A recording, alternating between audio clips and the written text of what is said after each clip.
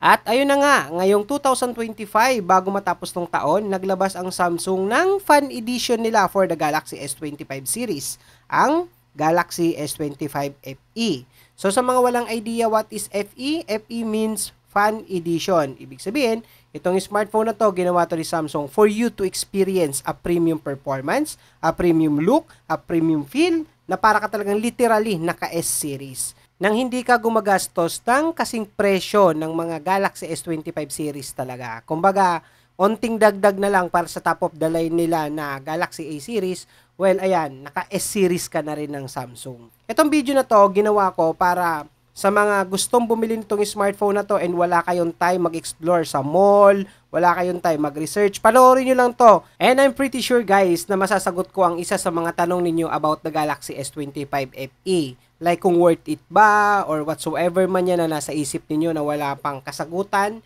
Especially kung nagbabala ka talaga to buy this smartphone. Well, I think this video is for you. So ano pang inaantay natin? Tara, umpisahan na natin yan.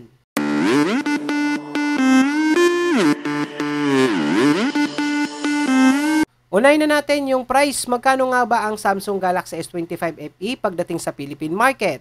So may tatlong variants kayo na pwedeng pagpilian. They have the 8GB with 128GB internal for 32,990 or 256GB naman for 37,990. And ang maganda dito, hindi siya kagaya ng mga naunang mga fan edition na Samsung. Mas mataas ang storage dito na pwede nyo pagpilian kasi meron silang tag 42,990. Ito yung 512GB internal storage. For me, much better, piliin nyo na dito, it's either 256 or 128. Kasi nowadays, 128GB, sobrang saglit na lang mapuno. Ngayon naman, let's check the physical look and feel. By the way guys, I'm using the Galaxy S25 FE for almost 2 months. So gusto ko lang i-share sa inyo ano nga ba ang pakiramdam and feel kapag ganitong smartphone ang hawak mo. For me, number one, you can now experience the premium smartphone. Kumbaga, mararamdaman mo na medyo mamahalin yung smartphone na hawak mo. So, para ka talagang literal na gumagamit ng isang S-series. So, kung i-compare ko siya with the Galaxy S25 series, nandun siya sa level ng S25 Plus. So, mga ganun kalaki yung feeling niya, no? Ngayon, hindi siya kagaya ng S24 FE na glossy yung back. Ito is naka-matte type siya. Kaya kahit na hindi ka gumamit ng case, and ayun, yung fingerprint mo is hindi po dumidikit dun sa pinakalikod. Kumbaga, hindi siya dumihin in short. Ngayon, ito yung pinaka niya, ports and the buttons naman niya. Sa bandang ilalim, dyan mo makikita yung lagay ng SIM card. Ayan, katabi niyan is yung maliit na butas, that's the mic. And the USB Type-C port together with the loudspeaker. Ngayon naman, kapag nakaharap sa iyo yung smartphone sa bandang kaliwa naman, dito naman, wala kang makikitang any buttons or whatsoever na ports. So, just the antenna na dalawa. And sa bandang taas naman, dyan mo makikita yung isang antenna. Ayan yung parang line. And together with the additional microphone. Ayan siya. And kapag nakaharap sa inyo, sa bandang kanan naman, dyan mo naman makikita yung mga pindutan niya. Which is magkatabi po yung power key or power button. Plus, sa bandang taas naman is the volume buttons naman. Ayan siya. So, napakasimple lang niyang smartphone kapag ka tinignan. Pero kapag ka ginamit mo na, especially kung hindi ka gumagamit ng casing, talagang mapi-feel mo talaga or takaw attention talaga na premium smartphone or mamahalin na phone ang gamit mo. At para naman sa colors option, you can now choose between the different signature colors and finish. By the way, they have what we call this, the hero color, the navy, together with the icy blue, jet black, and syempre they have also the white color. So, masasabi ko naman na lahat ng kulay ng Galaxy S25 FE, regardless your gender, talagang babagay siya, no? So, yun yung maganda dito na ginawa ni Samsung. Wala kang dapat pagpilian kung lalaki ka, kung babae ka, or LGBTQ plus ka, ABCDEFG ka pa. So, nothing to worry ka with the Galaxy S25 FE. Perfect na perfect po ang pinaka kulay options na pwede ninyong pagpilian. So, crafted to please both eye and hand. For the design, masasabi ko na hindi ka mapapahiya with the Galaxy S25 FE. So every time na hawak ko siya, laging napapansin ng mga nakakakita sa paligid ko is yung pinaka-display niya. Lagi nilang tinatanong what kind of smartphone I'm using. kasi ang ganda ng bezels nito, sobrang nipis na lang yung sa bandang top and the side. So they have only 1.47 millimeters in terms of bezel. Talagang slim and light itong smartphone na to ng Samsung. And pagdating naman dun sa bottom part, though hindi siya kasing nipis nung top and the side na bezel, pero manipis na rin siya kasi meron tong 2.5 mm na lang in terms of the bezel sa bottom part naman. Kaya kapag tinignan mo tong smartphone na to, talagang it's more on screen na lang talaga siya. And guys, when it comes naman, kaya sabi ko nga kanina, 'di ba, slim and light siya. When it comes to what we call this thickness or nipis, they have 7.4 mm. Kaya naman talagang kahit na all day mo siya hawakan, hindi siya masakit sa kamay. Kumbaga napaka-comfortable hand grip siya na smartphone and rounded na rin yung pinakagilid niya kaya hindi siya masakit hawakan. And also, nasabi ko na light kasi they have only 190 grams in terms of the weight. So, hindi siya kasing bigat ng mga ibang smartphone na nasa flagship level. Itong Galaxy S25 FE, ako na nagsasabi sa inyo, magaan siya na smartphone. Kumbaga, all throughout the day na gamit ko, hindi po ako nangangalay. And the camera design itself. It comes with a bold camera design. So, kinuha ni Samsung dito yung signature floating camera niya sa mga Galaxy S series. So, naka-minimize na yung camera protrusion niya, kaya it's more on camera lens na lang talaga yung makikita mo dito. Ang linis ng design ng Galaxy S25 FE pagdating sa camera niya. Kaya talaga namang masasabi ko na pag tinapat siya sa literal na S25 series ng Samsung, kayang-kaya niya makipagsabayan. Halos hindi mo makikita na naka-fan edition ka. So, for me, in terms of the design, it's very value for money for the Galaxy S25 FE. Punta naman tayo sa durability. Well, guys, sabi ko nga, ang Galaxy S25 FE, value for money to. Kaya naman, when it comes to durability, hindi siya tinipid ni Samsung. So, ano to? Equipped ng Armor Aluminum 2. So, it means that reinforced yung pinaka-metal frame niya. It means gumagamit sa framing nitong smartphone na to, gumagamit ang Samsung ng metal frame. At hindi lang siya basta-basta metal frame. So, it's made from Armor Aluminum 2 na durable. Kahit na malaglag, so hindi siya basta-basta nadident or basta-basta mababasag. So, nalaglag ko tong smartphone na to for almost 2 times or 3 times na for 2 months of use. And ang maganda, walang any dent po na nangyari dun sa mga laglag na yon. So, meron man konting scratch and it's very minimal or talagang halos hindi mo siya manonotice dito sa smartphone. So, ganun siya ka-durable when it comes to frame na ginamit. So, equipped siya ng Corning Gorilla Glass Victus Plus. Front and back po yun Kaya kahit na hindi ka na gumamit dito ng tempered glass or whatsoever na protection sa screen, well, sure ka na durable tong smartphone na to, na hindi siya basta-basta magagasgas or mababasag. And syempre, for me, ako di talaga ako gumagamit ng tempered glass para talagang stunning yung display ng device. And makikita and mafe-feel mo talaga yung pagiging premium look and feel nitong smartphone na to. And not only on that, this smartphone of Samsung is equipped with an IP68. So, it means that they have the water indust resistance. So, you can now use this smartphone kahit na umaambon or accidentally naabutan ka ng ulan. So, hindi mo kailangan magmadali na itago tong device na to.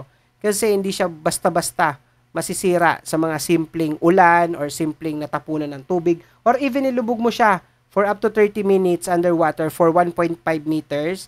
Nothing to worry, hindi siya basta-basta papasukin. Nabanggit ko na lang din naman yung display. Wala kayong dapat ipag-alala. Talagang very worth it ang display nitong smartphone na to. Itong smartphone na to, kapag gamit mo siya, anytime, anywhere, talagang kayang-kaya makipagsabayan yung display niya. Ang malupit nga doon, lagi ako natatanong, anong phone ang gamit mo? Kasi, alam mo yon, talagang nangingibabaw yung display ng S25 FE, especially kapag medyo mataas ka gumamit ng brightness.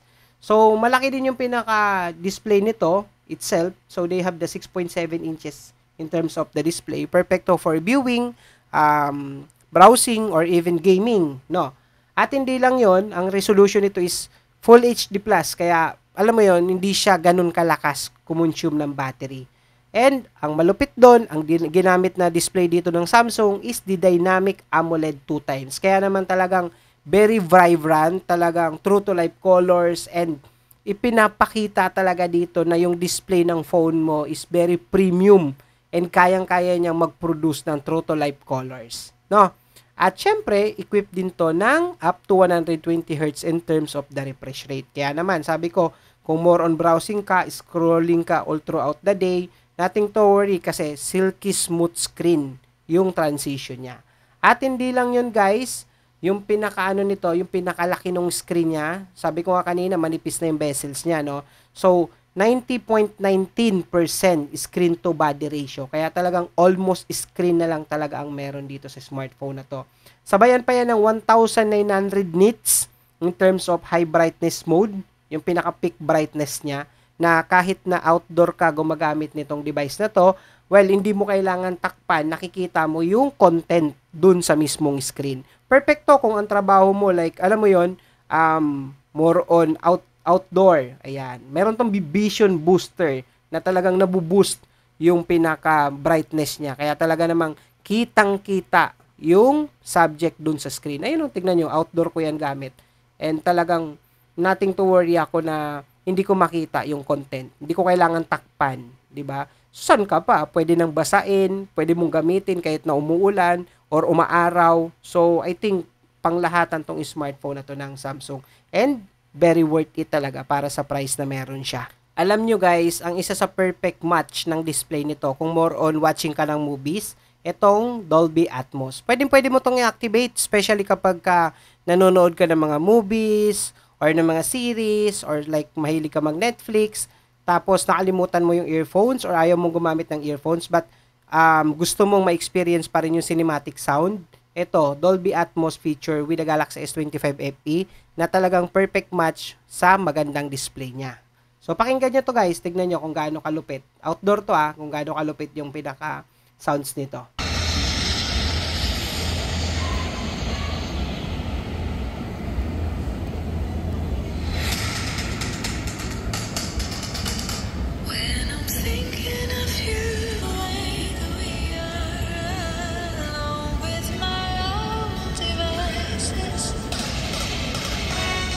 Soccer, the Cosmos look to be well on their way to a league championship.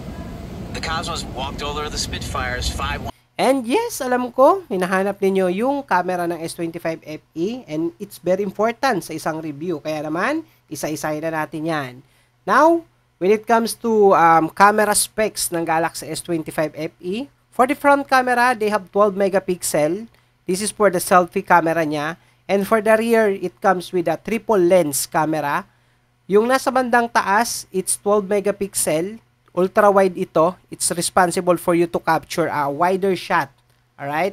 And for the main camera, ito naman yung high-resolution camera niya. They have 50 megapixel wide-angle camera naman. And itong nasa pinakababa, this is the 8 megapixel, which is the telephoto. It comes with a 3 times optical zoom. So ito naman yung responsible for you to take sharper photo, even na naka-zoom yung mismong camera. Ginawa natin syempre yan ng actual camera test, and as you can see, ito siya. Try natin yung 0.6. By the way, for the 0.6 guys, this is the ultra-wide camera niya, no? Ito siya, pag capture natin, ito yung naging kuha. And as you can see, 0.6 siya, and ang linaw, maganda. For the one-time zoom naman, this is the regular angle camera niya. Ito naman yung naging result. Maganda rin. And for the 2-time zoom, ayan, try natin siya. Yung mga zoom feature naman ito. Alright, so quality pa rin yung image. Malinaw. And let's try the 3 times optical zoom. Ayan. So ito yon. Ito yung naging result. Ang ganda lalo kasi optical zoom to syempre. And try din naman natin yung mas na zoom, mas mataas, the 10 times. So this is the digital zoom naman. As you can see, nababasa pa rin yung mga character dun sa inaano natin, pinofocus natin na subject. Try natin 20 times zoom. Ito yung naging result. Buo pa rin siya, but may konting noise. Konti lang naman. And for the 30 times zoom, this is the maximum zoom of Galaxy S25 FE. 30 times po ang pinaka-max niyan. Ito yung naging result. And masasabi ko, for 30 times zoom, quality na po yung ganyang image na kaya niyang i-provide. And for the auto mode naman, low light camera, ito yung naging result. Masasabi ko na maganda siya, even marami pong lights, example, nakatutok talaga sa camera yung ibang mga ilaw dyan. Like ito, yung mga street lights, nakatutok yun sa camera. And as you can see, na-manage pa rin niya yung subject na malinaw and lessen yung glare niya. Unlike with other smartphone guys, kapag nag-capture kayo ng maraming nakatutok na ilaw, ang nangyayari is yung glare. Kumbaga, maraming reflection. Pero ito, kay Galaxy S25 FE, brighter photos pa rin siya even at low light condition. Ito naman yung ultra-wide mode niya, kahit na malawak yung capture, tapos low light yung condition, ito yung naging result, malinaw din siya, and masasabi ko na clear yung image. Like, look at the sky, di ba? Kaya pa rin niyang i-distinguish yung sky, yung, what we call this, yung tree. Tingnan nyo mabuti, yung dahon. So, with other smartphone, pag naka-ultra-wide, ibig sabihin malawak yung sakop, minsan nagko-compromise yung, yung image, kumbaga nagiging darker, di ba? So, ito, as you can see, hindi masyadong dark yung mga subject. Malinaw pa rin siya. Also, we tried the, what we call this, portrait mode. Ito yung, what we call this, ito yung nagkakaroon ng background, yung blur, yung image. So, as you can see, ito yung naging result. Kaya niya pa rin i-separate yung pinaka-subject dun sa background, kahit na low light. It means that kaya niyang i-focus pa rin yung pinaka-subject. Yung ibang smartphone kasi kapag low light, tapos gumamit ka ng portrait mode, ang nangyayari is, kumbaga parang hindi niya nasa-separate ng maayos yung pinaka-subject dun sa background. So ito, tignan nyo, malinaw pa rin and alam natin na itong subject yung pinaka-focus nitong photo na to. And also, we tried the front camera niya. This is the auto mode naman. Wala tayong any inactivate na feature niya dito. Just we take a front camera selfie. And as you can see, ayan, ito yung naging result. Natural yung photo niya kapag nag-take ka directly sa front camera and wala kang piniling mode. Ayan siya. Ito yung naging result. So, hindi siya filterize. Hindi siya kagaya ng ibang smartphone na pag open mo, pag take mo ng selfie, automatically naka-filter na kaagad. Kaya S25 FE, ayan, naka-natural na kaagad yung front camera niya. And this is also the selfie camera niya when it comes to low light condition naman. Ayan. So, low light tong area na to, nagulat ako, maganda yung naging output pa rin niya. Just take a look, ako yung pinaka-subject, yung selfie ko. Ayan, yung mukha ko, kumbaga parang, alam natin na yun yung pinaka-subject. Tapos yung background, just take a look guys, like, yung dun sa part na may ilaw. So, ano pa rin, na-separate pa rin niya yung mga, nung ilaw, dun sa subject. Kumbaga, hindi siya nagbi-blend, di ba? Dun sa pinaka-selfie natin. Yun ang maganda dito kay Galaxy S25 FE. And also, not only on that, we try also the portrait mode niya when it comes naman sa outdoor. Ayan siya. Sa mga mahilig mag-take ng selfie dyan, tapos gusto nyo naka-portrait mode, kumbaga, gusto mo naka-blur yung background, tapos ikaw lang yung pinaka-subject, ito yung result naman nun, guys. And masasabi ko na very effective yung portrait niya, kahit na single lens lang siya sa front camera. Maganda yung pagkakaseparate niya dun sa subject and the background itself. Diba? Tignan nyo, yung buhok ko, kumbaga, hindi siya totally blended dun sa blur ng background. Yung iba kasi minsan nawawala na yung tenga or yung ibang part ng buhok. And also, this is the this is the front camera rather for the portrait mode in terms of low light. Ayan siya yung naging result naman. Malinaw siya pa rin kahit na naka-portrait mode.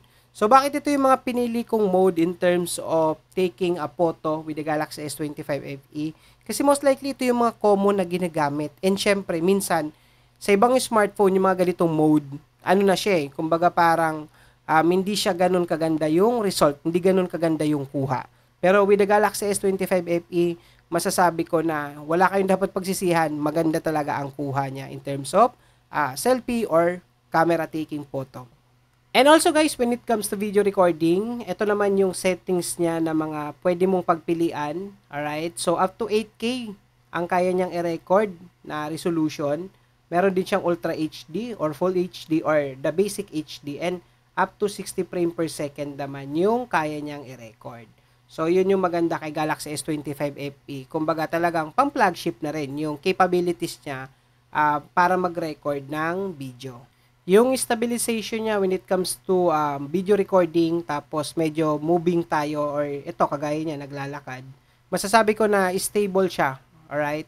Kumbaga maganda to kung more on travel ka. Tapos ito yung gagamitin mong pang record. So kahit na wala ka ng gimbal, okay na. For the low light naman na video recording, ito yung naging result. So kayo nang humusga. Pero ano yan, mga nasa around 9 PM.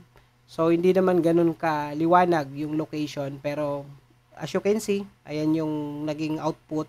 Okay din siya for low light and maganda para sa price na meron kay Galaxy S25 FE. And also, ito naman yung sa portrait mode niya in terms of the video recording.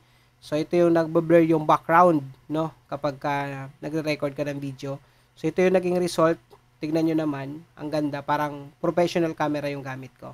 So ito naman yung mga settings niya when it comes to front camera video recording.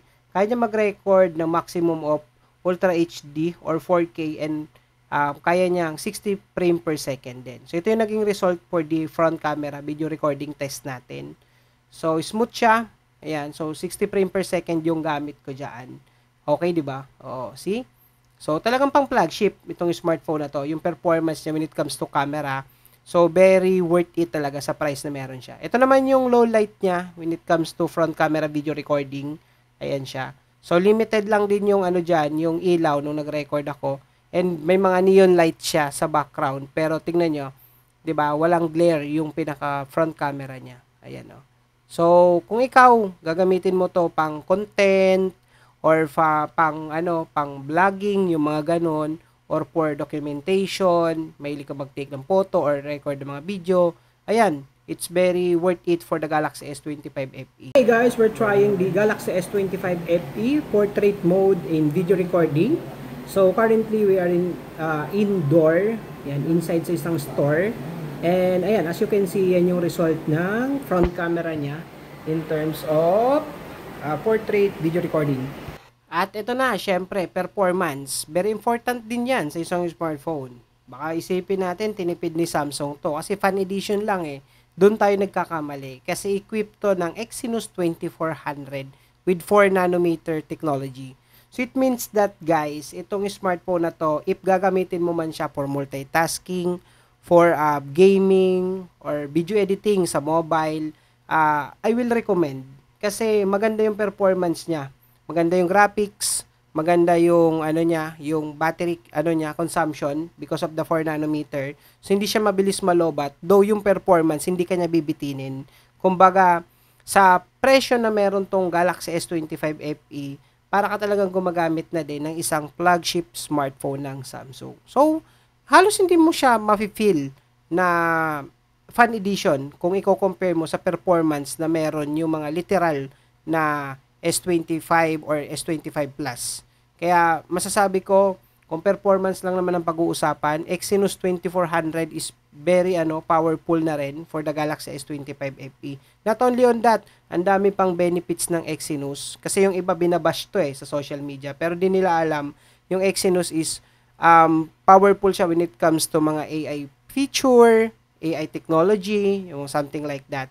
And also, nothing to worry kasi equip ang Galaxy S25 FE ng mas pinalaki na vapor chamber technology when it comes to cooling system. So, ibig sabihin, hindi ka mag-aalala na kahit na heavy user ka or medyo hardcore gamer ka, bibigay ito sa'yo. So, may may assurance ka sa technology ng cooling system ng Galaxy S25 FE na hindi po siya mag-overheat or masisira kahit na medyo into gaming, di ba? And as you can see, tignan nyo naman, yung pinaka-graphics niya, buong-buo siya. Napaka worth it para sa display na meron tong smartphone na to. Kumbaga, alam mo yung display na maganda, tapos magandang processor or graphics technology, and then nag-match yun, talagang meron ka ng instant gaming tools, which is ito, ang Galaxy S25 FE. At hindi lang yon, if ever naman na nag-aalala ka when it comes to battery consumption, nothing to worry kasi equipped to ng 4,900 mAh. At ang malupit doon, isa pa, is capable na rin to guys for 45 watts in terms of wired charging. So it means that yung 4,900 mAh, hindi mo kailangan mag-antay ng matagal. So mabilis mag-fully charge to. At capable na rin tong smartphone na to ng Samsung for the wireless charging technology for 15 watts naman po. So it means that mapa-wired or mapa-wireless, hindi mo kailangan mag-antay na matagal in terms of charging. So mabilis pong mapupuno yung Galaxy S25 FE. Narito yung iba pang mga test and video regarding the Exynos 2400, which is yun nga yung processor na gamit dito sa smartphone na to. Pwede nyong mapanood dito sa YouTube channel ko. So meron ako dito mga ginawa, like nag-test ako sa top 3 mobile games. Tinest natin yung performance ng S25 FE. Also, meron din tayo dito mga benchmark. Gumamit tayo ng mga sikat na benchmark tool like the Geekbench or the Antutu, like for example. And also the gaming preview for Genshin Impact and the camera comparison with the Samsung Galaxy S25 FE versus S24 FE. Ayan. So, nandito yan sa channel ko guys. Pwede ninyong mapanood kung gusto nyo pa ng mga additional information regarding the performance of Galaxy S25 FE. Kagaya rin guys ng mga flagship smartphone ng Samsung sa Galaxy S25 series, ang S25 FE ay capable na rin ng on-screen fingerprint. So, mabilis din to mag-unlock using the on-screen fingerprint in just a single tap. Ayan, mag-unlock na agad siya automatically.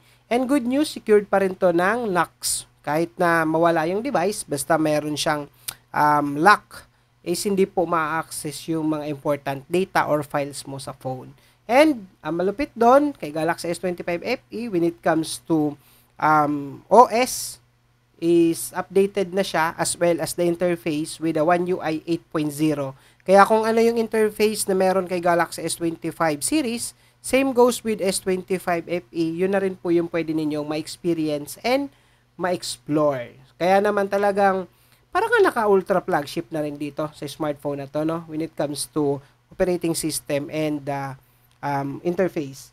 At kung yung tipo mo na user ng smartphone ay hindi yung papalit-palit kung ano yung bago, perfect ang Galaxy S25 FE kasi may pangako ang Samsung dito na up to 7th generation operating system upgrades. Ibig sabihin, itong OS nito ni Samsung S25 FE nasa pinaka-latest na ngayon. So, kaya mo pang tumanggap up to 7 times na mga paparating na operating system. So, ibig sabihin, updated pa rin po for up to 7 years yung interface and the operating system ng Galaxy S25 FE. Idagdag mo na rin syempre dyan yung up to 7 years security updates, kaya naman may assurance ka na secured yung mga files or yung mga accounts mo with Samsung Galaxy S25 FE. And that's it guys. Thank you so much for watching the review of the Samsung Galaxy S25 FE. And kung ikaw ay nagbabalak nitong bumili, pwede na po kayong mag-direct purchase dito sa ating video. I-click nyo lang po yung nakatag na product dito sa ating video mismo sa YouTube. And then mapupunta na po kayo directly sa legit Samsung store wherein may warranty po yung mabibili nyo. And na malupit doon, minsan meron pa po tayong exclusive discount. And syempre, 100% legit Samsung Galaxy S25 FE po ang inyong marireceive. Thank you!